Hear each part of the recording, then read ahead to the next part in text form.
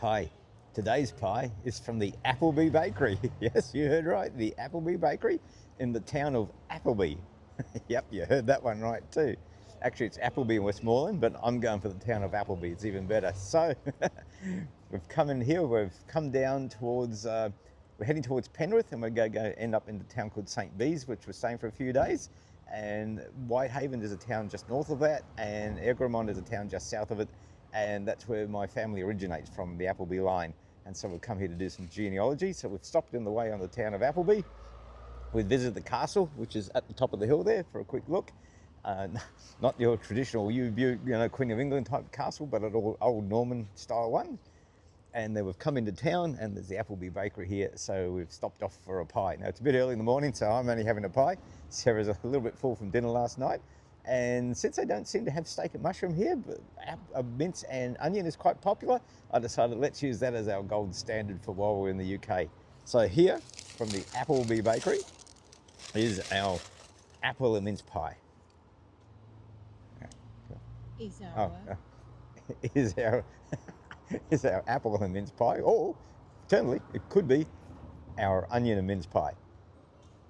Here's our pie in its little foil container.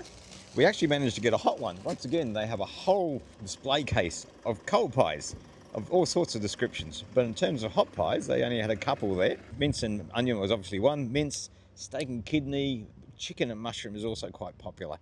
So I've gone for, as I said, for the onion, since that's now our UK Royal standard for the time being. So let's rip her out of a little foil container. There she is. She's a little soggy on the bottom. Big chunk missing out the corner there, which is stuck into my foil container. Bit loose on the edges there. Once again, they don't have them really flaky here. They're sort of a bit more, I don't know, what do you call it, crunchy type pie.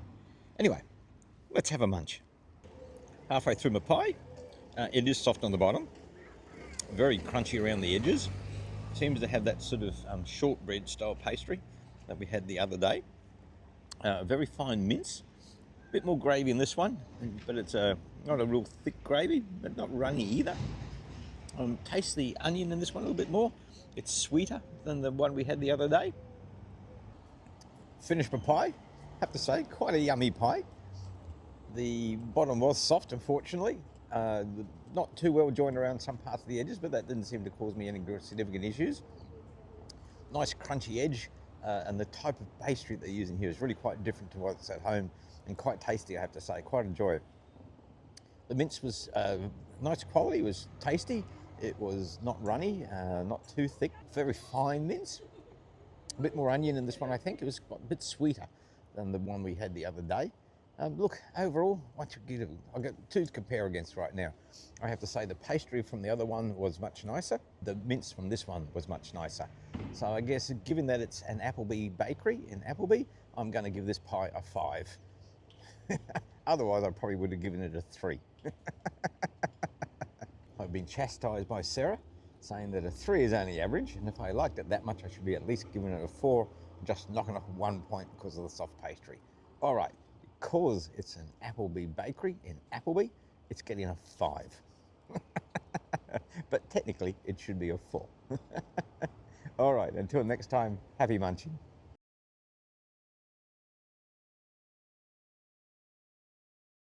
Day 8 saw us leaving York, heading towards Whitehaven, passing through rolling green hills and acres of stunning yellow rapeseed in full flower.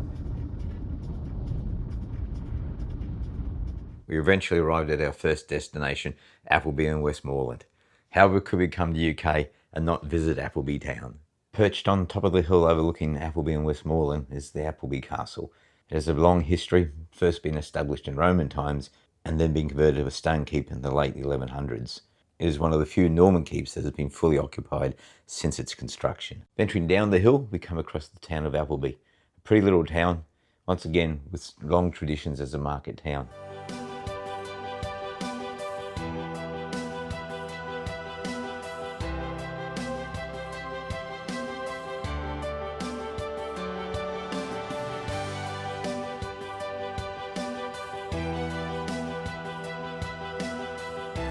And of course, in there is our Appleby Bakery. And at the bottom of the hill is the ancient Church of St. Lawrence, built around the late 1100s with this colourful history as the Appleby Castle at the top of the hill.